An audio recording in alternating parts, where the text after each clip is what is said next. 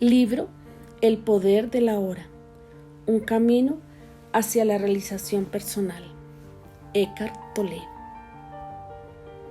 El poder de la hora es un libro para releer una y otra vez, y cada vez que lo haga, usted logrará profundizar más y encontrar nuevos significados.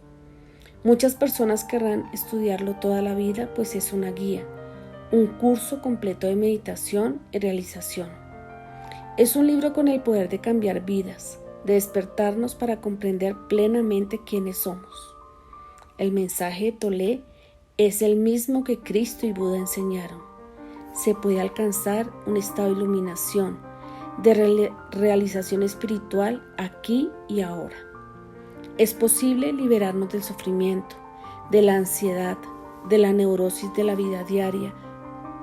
Para lograrlo, solo tenemos que llegar a comprender que la causa de nuestros problemas no son los demás, ni el mundo de allá afuera, sino nuestra propia mente, aparentemente incapaz de concentrarse en el ahora por estar siempre pensando en el pasado y preocupándose por el futuro. Como dice Mark Allen, el editor de edición norteamericana, en el prefacio, sin estar alineado con alguna religión, doctrina o gurú particular, la enseñanza de Tolle proviene del corazón, de la esencia de todas las demás traducciones y no contradice a ninguna de ellas. Tolle es capaz de hacer lo que todos los grandes maestros han hecho, mostrarnos con un lenguaje simple y claro que el camino, la verdad y la luz están dentro de nosotros, escrito en un formato de preguntas y respuestas que lo hace muy accesible.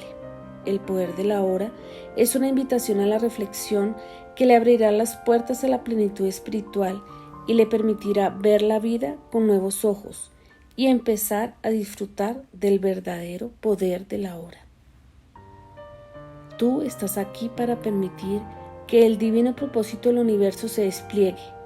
Esa es tu importancia. Eckhart Tolle. Prefacio del editor.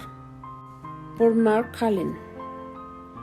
Quizás solamente una vez cada 10 años o incluso una vez cada generación surge un libro como El poder de la hora. Es más que un libro. Hay en él una energía vital que probablemente usted puede sentir en cuanto lo toma en sus manos.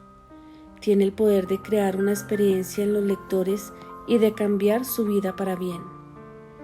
El poder de la hora se publicó por primera vez en Canadá y la editora canadiense Connie Kellogg me dijo que había oído múltiples historias de cambios positivos e incluso milagros que han ocurrido cuando la gente se ha adentrado en el libro. Los lectores llaman, dijo, y muchos me hablan de las maravillosas curas, transformaciones e inmenso gozo que están experimentando porque han seguido este libro. El libro me hace consciente de que cada momento en mi vida es un milagro. Esto es absolutamente cierto. ¿Me di cuenta de ello o no? El poder de la hora me muestra cómo hacerme consciente de ello una y otra vez. Desde la primera página de su obra resulta claro que Eckhart Tolle es un maestro contemporáneo. No está alineado con ninguna religión, doctrina o gurú particulares. Su enseñanza proviene del corazón, de la esencia de todas las demás tradiciones y no contradice a ninguna de ellas, sea la cristiana, la hindú, la budista, la musulmana, la indígena o cualquier otra. Es capaz de hacer lo que todos los grandes maestros han hecho, mostrarnos con un lenguaje simple y claro que el camino, la verdad y la luz están dentro de nosotros. Eckhart Tolle empieza por presentarnos brevemente su historia, una historia de depresión y desesperación tempranas, que culminó en una tremenda experiencia de despertar una noche no mucho después de haber cumplido 29 años. Durante los últimos 20 años ha reflexionado sobre esa experiencia, meditado y profundizado su comprensión. En la década pasada se convirtió en un maestro universal, un gran espíritu con un gran mensaje, el mismo que Cristo y Buda enseñaron. Se puede alcanzar un estado de iluminación aquí y ahora. Es posible vivir libre del sufrimiento, libre de la ansiedad y la neurosis. Para lograrlo, solo tenemos que llegar a comprender nuestro papel de creadores de nuestro dolor. Nuestra propia mente causa nuestros problemas. No son los demás, ni el mundo de allá afuera. Es nuestra propia mente, con su corriente casi constante de pensamientos, pensando sobre el pasado, preocupándose por el futuro. Cometemos el gran error de identificarnos con nuestra mente, de pensar que eso es lo que somos, cuando de hecho somos seres mucho más grandes. Una y otra vez, Eckhart Tolle nos muestra cómo contactarnos con lo que él llamó nuestro ser. El ser es la vida una, eterna, siempre presente, que está más allá de miles de formas de vida que están sujetas al nacimiento y a la muerte. Sin embargo, el ser no solo está más allá, sino también profundamente en el interior de cada forma como su esencia más invisible e indestructible. Esto significa que es accesible a usted ahora, como su propio ser profundo, como su verdadera naturaleza. Pero no busque asirlo con su mente, no trate de comprenderlo, solo puede conocerlo cuando la mente se ha callado, cuando usted está presente, completa e intensamente en el ahora. Recuperar la conciencia del ser y permanecer en ese estado de sensación-realización es la iluminación. Es casi imposible leer de corrido el poder de la hora. Usted necesita dejarlo periódicamente y reflexionar sobre lo que dice y aplicarlo a su experiencia. Es una guía, un curso completo de meditación y realización. Es un libro para releerlo una y otra vez, y cada vez que lo haga, usted obtendrá más profundidad y significado. Es un libro que muchas personas, incluyéndome a mí, querrán estudiar toda la vida. El poder de la hora tiene un número creciente de lectores devotos. Ya es considerado una obra maestra. Se diga lo que se diga, es un libro con el poder de cambiar vidas, de despertarnos para comprender plenamente quiénes somos. Mark Allen, Novato, California, agosto de 1999. Prólogo. Por Russell DiCarlo. Cobijados por el cielo azul, los rayos anaranjados del sol poniente pueden, en ocasiones especiales, obsequiarnos un momento de belleza tan considerable que nos encontramos momentáneamente pasmados, con la mirada congelada. El esplendor del momento nos deslumbra de tal modo que nuestras compulsivas mentes charlatanas hacen una pausa como para no llevarnos mentalmente a un lugar diferente del aquí y el ahora. Bañados en luz, parece que se abre una puerta a otra realidad, siempre presente, pero raras veces presenciada. Abraham Maslow la llamaba experiencias cumbre, puesto que representan los momentos más altos de la vida cuando nos encontramos gozosamente catapultados más allá de lo mundano y lo ordinario.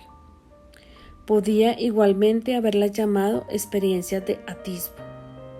Durante estas ocasiones de expansión vislumbramos un destello del reino del eterno del ser.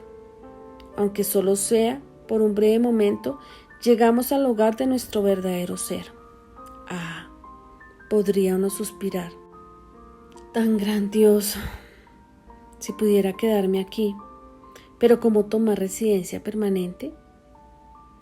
Durante los últimos 10 años me he aplicado a averiguarlo.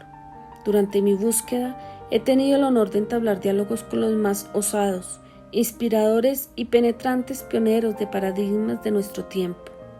En medicina, ciencia, psicología, negocios, religión, espiritualidad y potencial humano. Este diverso grupo de individuos tiene en común la percepción de que la humanidad está dando un salto cuántico hacia adelante en su desarrollo evolutivo. Este cambio va acompañado de un giro en la visión del mundo, la imagen básica que tenemos de cómo son las cosas. Una visión del mundo busca contestar dos preguntas fundamentales: ¿quiénes somos? ¿Y cuál es la naturaleza del universo en el que vivimos? Nuestras respuestas a esas preguntas determinan la calidad y las características de nuestras relaciones personales con la familia, los amigos y los jefes empleados. Cuando se consideran una escala mayor, definen las sociedades.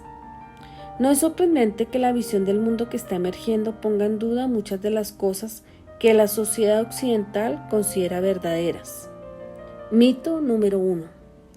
La humanidad ha alcanzado el pináculo de su desarrollo. El cofundador de Esalen, Michael Murphy, rastreando estudios de religiones comparadas, medicinas, antropologías y deportes, ha sacado la estimulante conclusión de que hay etapas más avanzadas de desarrollo humano.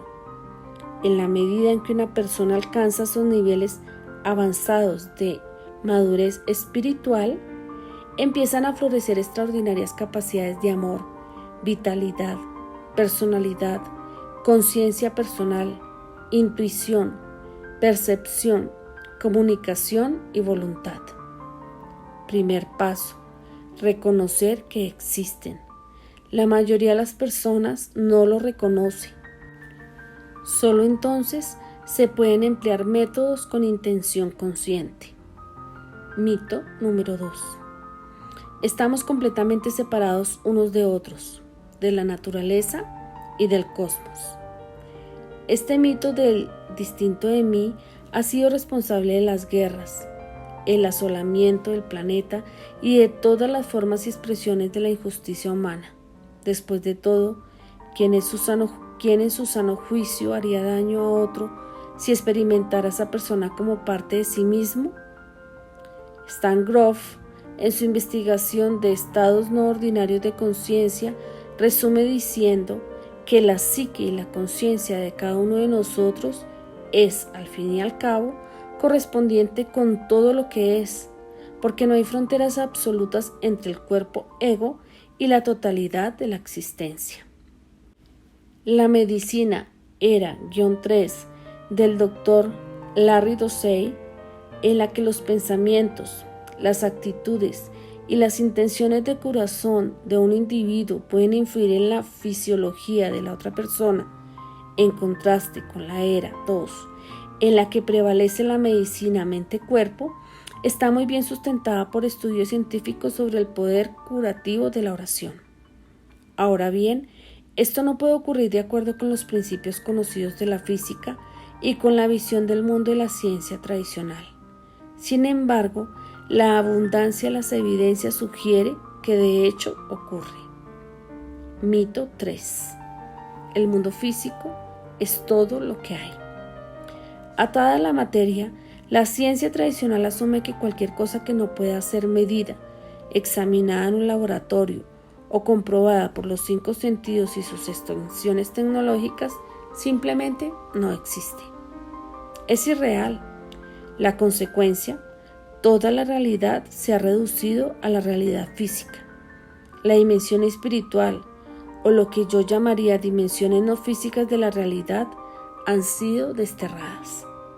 Esto choca con la filosofía perenne, ese consenso filosófico que se extiende a través de épocas, religiones, tradiciones y culturas, que describe dimensiones de la realidad diferentes pero continuas. Estas van de las más densas y menos conscientes, las que llamaríamos materia, a las menos densas y más conscientes, que llamaríamos dimensiones espirituales. Curiosamente, este modelo extendido multidimensional de la realidad es sugerido por teóricos cuánticos, tales como Jeff Scarfetti, que describe el viaje superluminal. Otras dimensiones de la realidad se usan para explicar los viajes que ocurren a la velocidad mayor que la de la luz, el último de los límites de velocidad. O considere el trabajo del legendario físico David Bohm con su modelo multidimensional de la realidad desarrollada, física e implícita no física. Esto no es mera teoría. El experimento Aspect de 1982 en Francia demostró que dos partículas cuánticas que habían estado conectadas alguna vez, cuando eran separadas por varias distancias, permanecían conectadas de alguna manera. Si se cambiaba una partícula, la otra cambiaba instantáneamente.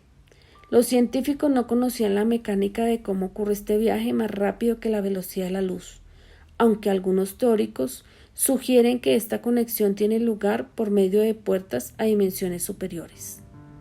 Así pues, al contrario de lo que pudiera pensar aquellos que se empeñan en la lealtad al paradigma tradicional, las personas pioneras e influyentes con las que hablé sentían que no hemos alcanzado el pináculo del desarrollo humano. Estamos conectados, más que separados, con el resto de la vida, y el espectro completo de la conciencia comprende tanto la dimensión física como una multitud de dimensiones no físicas de la realidad.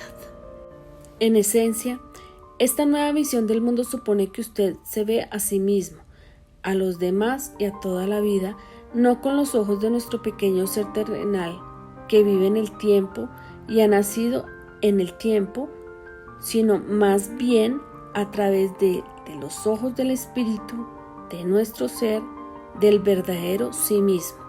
Una a una, las personas están pasando a esta órbita superior. Con este libro, El poder de la hora, Eckhart Tolle toma con todo derecho su lugar entre este grupo especial de maestros universales. El mensaje de Eckhart es: el problema de la humanidad está profundamente arraigado en la mente misma, o más bien en nuestra identificación errónea con nuestra mente. Nuestra conciencia fluctuante muestra tendencia a tomar el camino del menor esfuerzo, sin estar totalmente despiertos al momento presente, crea un vacío, y a la mente atada al tiempo, que ha sido diseñada para ser un serviente útil, busca compensación proclamándose al amo. Como una mariposa que revolotea de una flor a otra, la mente se aferra a las experiencias pasadas, o proyectando su propia película, anticipa lo que va a venir. Rara vez nos encontramos descansando en la profundidad oceánica del aquí y del ahora, porque es aquí, en el ahora, donde encontramos nuestro verdadero ser, que está detrás de nuestro cuerpo físico, nuestras emociones cambiantes y nuestra mente parlanchina. La gloria suprema del desarrollo humano no se apoya en nuestra habilidad de pensar y razonar, aunque esto es lo que nos distingue los animales. El intelecto, como el instinto, es simplemente un punto a lo largo del camino. Nuestro destino último es volver a conectarnos con nuestro ser esencial y expresar nuestra realidad extraordinaria, divina, en el mundo físico ordinario, momento a momento. Esto se dice fácilmente, pero aún son pocos los que han alcanzado las últimas posibilidades de desarrollo humano. Afortunadamente, hay guías y maestros para ayudarnos a lo largo del camino. Como maestro y guía, el formidable poder de Eckhart no está en su habilidad de deleitarnos con historias entretenidas, ni en hacer concreto lo abstracto, ni en ofrecernos una técnica útil. Más bien, su magia se basa en su experiencia personal, la de alguien que sabe. El resultado es que hay un poder tras sus palabras que se encuentra solamente en los más celebrados maestros espirituales. Al vivir desde las profundidades de esta realidad superior, Eckhart deja un camino lleno de energía para que los demás se le unan. ¿Y qué pasa si lo hacen? Seguramente el mundo como lo conocemos mejoraría. Los valores cambiarían entre los restos del naufragio de los temores que han sido arrastrados por el torbellino del ser mismo. Nacería una nueva civilización. ¿Dónde está la prueba de esta realidad superior?, preguntará usted. Ofrezco solo una analogía. Un gran grupo de científicos puede reunirse y darle a usted todas las pruebas científicas de que los bananos son amargos. Pero todo lo que usted tiene que hacer es probar una sola vez, para darse cuenta de que hay todo ese otro aspecto de los bananos. En últimas, la prueba no está en los argumentos intelectuales, sino en ser tocado en alguna medida por lo sagrado. Eckhart Tolle nos abre magistralmente a esta posibilidad. Russell D. Carlo, Erie, Pensilvania, enero de 1998. Introducción. El origen de este libro. El pasado me sirve de poco y rara vez pienso en él. Sin embargo, me gustaría contarles brevemente cómo llegué a ser un maestro espiritual y cómo nació este libro. Hasta los 30 años viví en un estado de ansiedad casi continua, salpicada con periodos de depresión suicida. Ahora lo siento como si estuviera hablando de una vida pasada o de la vida de alguien diferente. Una noche, no mucho después de cumplir 29 años, me desperté de madrugada con un sentimiento de absoluto terror.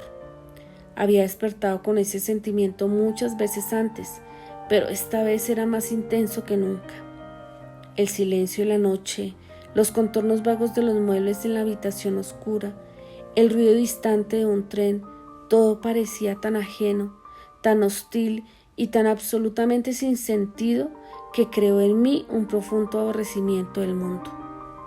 Lo más odioso de todo, sin embargo, era mi propia existencia. ¿Qué sentido tenía continuar viviendo con esa carga de desdicha? ¿Por qué seguir con esa lucha continua? Podía sentir un profundo anhelo de aniquilación, de inexistencia, que se estaba volviendo mucho más fuerte que el deseo instintivo de continuar viviendo.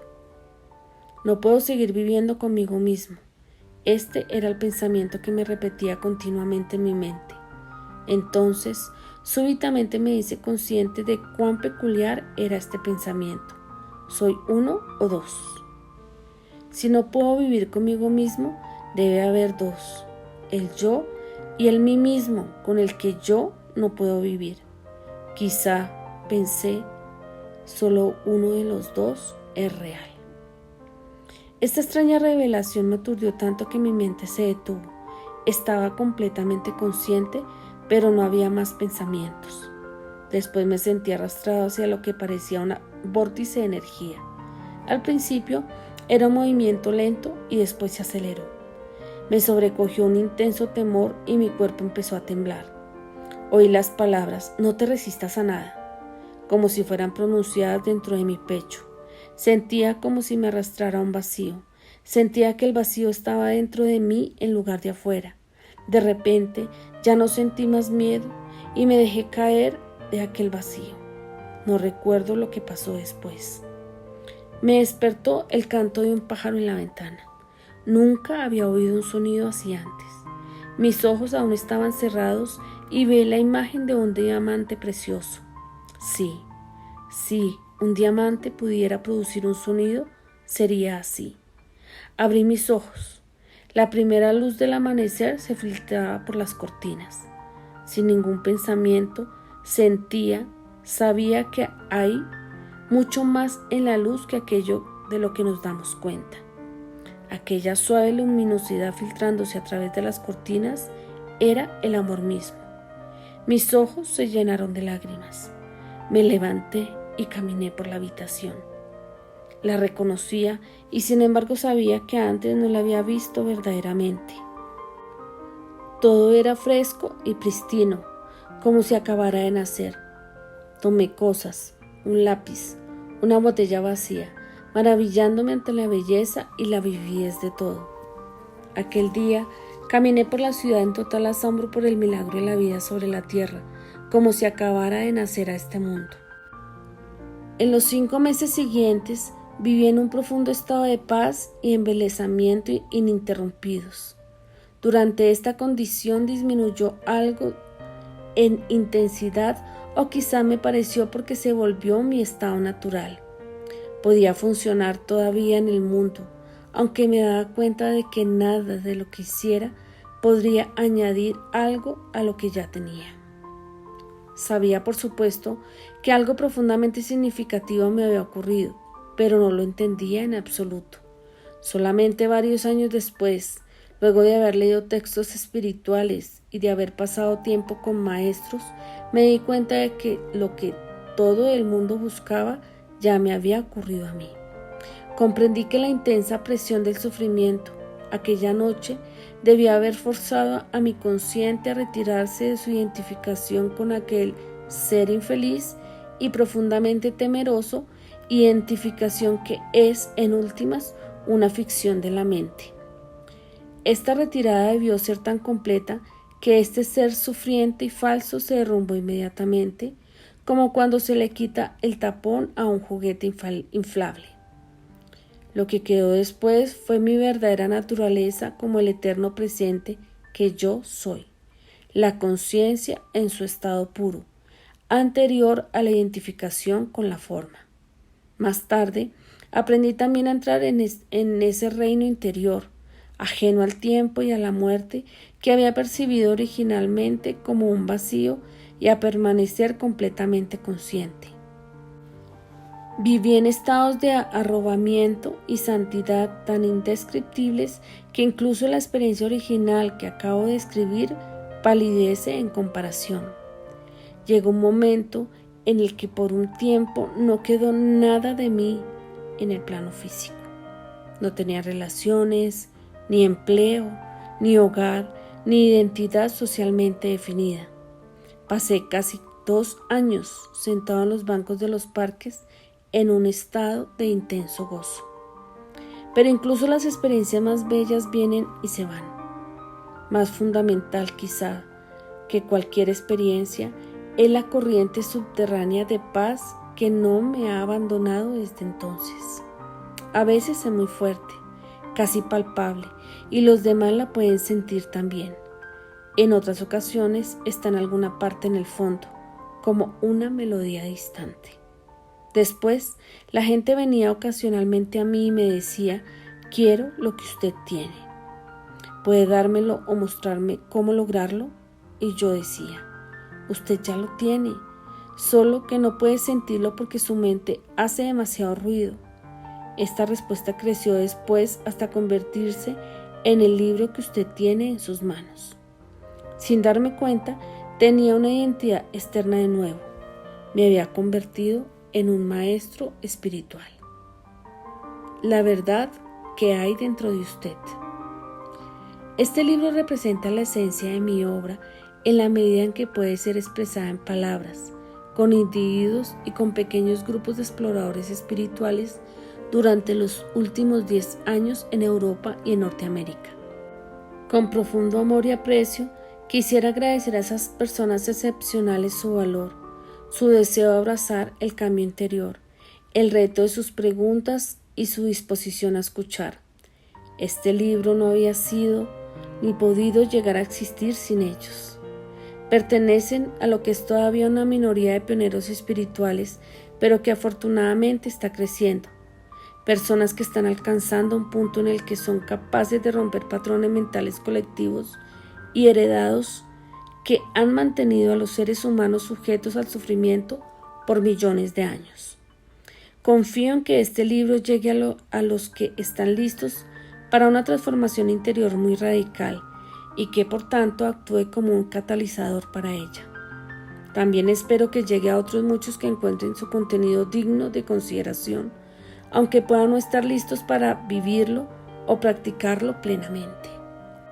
Es posible que en el futuro la semilla que se sembró al leer este libro se fusione con la semilla de la iluminación que todo ser humano lleva dentro, y súbitamente esta semilla brote y se haga viva dentro de ellos. El libro en su forma actual se originó, a menudo espontáneamente, en respuesta a preguntas hechas por personas en seminarios, clases de meditación y sesiones de consejería privadas, así que he conservado el formato de preguntas y respuestas. Aprendí y recibí tanto de esas clases y sesiones como los que me preguntaban. Algunas de las preguntas y respuestas las escribí casi al pie de la letra. Otras son genéricas, es decir, que combiné ciertos tipos de interrogantes que se hacían con frecuencia en una sola pregunta y resumir la esencia de diferentes respuestas para formar una respuesta genérica. A veces, en el proceso de escribir, surgía una nueva respuesta más profunda o penetrante que cualquier cosa que yo hubiera dicho nunca. Algunas otras preguntas adicionales fueron formuladas por la editora para clarificar más algunos puntos. Usted encontrará que desde la primera hasta la última página los diálogos oscilan continuamente entre dos niveles diferentes. En el primer nivel, llamo su atención hacia lo que es falso en usted. Hablo de la naturaleza de la inconsciencia y de la disfunción humana, así como de sus manifestaciones más comunes en la conducta, desde los conflictos en las relaciones hasta las guerras entre las tribus o las naciones. Tal conocimiento es vital, porque a menos que usted aprenda a reconocer lo falso, como algo que no es usted, no puede haber transformación duradera, y usted siempre acabará arrastrado de nuevo hacia la ilusión y hacia alguna forma de dolor. En este nivel también le muestro cómo no convertir lo que es falso en usted en su verdadero ser y en un problema, porque así es como se perpetúa lo falso. En el otro nivel, hablo de una transformación profunda en la conciencia humana, no como una posibilidad futura distante, sino disponible ahora, sin importar quién sea usted o dónde esté. Trato de mostrarle cómo liberarse de la esclavitud de la mente, cómo entrar en un estado iluminado de conciencia y cómo sostenerlo en la vida diaria. En este nivel del libro, las palabras no siempre tienen que ver con información, sino que a menudo buscan llevarlo a usted a una nueva conciencia en la medida en que lee. Una y otra vez, trato de llevarlo a usted conmigo a ese estado intemporal de presencia intensa y consciente en el ahora, así como de darle a probar la iluminación. Mientras que usted no alcance a experimentar aquello de lo que hablo, puede encontrar estos pasajes algo repetitivos, pero en cuanto lo experimente, creo que se dará cuenta de que tiene un gran poder espiritual y pueden llegar a ser para usted las partes más provechosas del libro. Sin embargo, puesto que toda persona lleva dentro de sí la semilla de la iluminación, a menudo me dirijo al conocedor en usted que vive tras el pensador, el ser profundo que inmediatamente reconoce la verdad espiritual, resuena con ella y se fortalece con ella. El símbolo de la pausa que aparece después de ciertos pasajes es una sugerencia de que detenga la lectura por un momento, se quede en silencio y sienta y experimente la verdad de lo que acaba de decir. Puede haber otros lugares en el texto en los que usted hará esto natural y espontáneamente. Cuando comience a leer el libro, el significado de ciertas palabras, tales como ser o presencia, puede no ser enteramente claro para usted al principio. Simplemente siga leyendo. Ocasionalmente pueden venir a su mente preguntas o objeciones según lee. Probablemente encontrará respuestas más adelante en el libro, o se harán irrelevantes según usted profundice en la enseñanza y en usted mismo. No lea solo con la mente. Esté atento a cualquier respuesta emocional mientras lee y a una sensación de reconocimiento desde el fondo de usted mismo. No puedo hablarle de ninguna verdad espiritual que en el fondo usted no conozca de antemano. Todo lo que puedo hacer es recordarle lo que ha vivido. El conocimiento vivo, antiguo y sin embargo siempre nuevo se activa entonces y se libera desde el interior de todas las células de su cuerpo. La mente siempre quiere categorizar y comparar, pero este libro le será más útil si no trata de comparar su terminología con la de otras enseñanzas. De otra forma, probablemente se llegará a sentir confundido. Uso palabras como mente, felicidad y conciencia en forma que no necesariamente tienen relación con las de otras enseñanzas. No se apegue a las palabras, solo son peldaños que deben dejarse atrás lo más rápidamente posible. Cuando ocasionalmente cito las palabras de Jesús o del Buda, de un curso de milagros o de otras enseñanzas, No lo hago para comparar, sino para llamar su atención sobre el hecho de que en esencia hay y ha habido siempre solo una enseñanza espiritual, aunque viene en muchas formas. Algunas de esas formas, como en las religiones antiguas, se han recubierto tanto de materia extraña que su esencia espiritual ha sido oscurecida casi completamente. En gran medida, por tanto, su significado más profundo ya no se reconoce y su poder transformador se ha perdido. Cuando incluyo citas de las religiones antiguas o de otras enseñanzas, lo hago para revelar su significado más profundo y por consiguiente establecer su poder transformador, particularmente para los lectores que siguen esas religiones o enseñanzas. Les digo, no hay necesidad de ir a otra parte en busca de la verdad. Permítanme mostrarle cómo profundizar en lo que usted ya tiene. En la mayoría de los casos, sin embargo, me he propuesto utilizar una terminología tan neutra como sea posible para alcanzar a un amplio rango de personas. Este libro puede verse como una reformulación para nuestro tiempo de esa única experiencia espiritual atemporal, la esencia de todas las religiones. No deriva de fuentes externas, sino que de una auténtica fuente interior, así que no contiene teoría o especulación. Hablo a partir de la experiencia anterior y si a veces hablo violentamente, lo hago para pasar a través de las capas pesadas de resistencia mental y para alcanzar aquel lugar interior donde usted ya sabe, como yo sé, y donde la verdad se reconoce cuando es oída.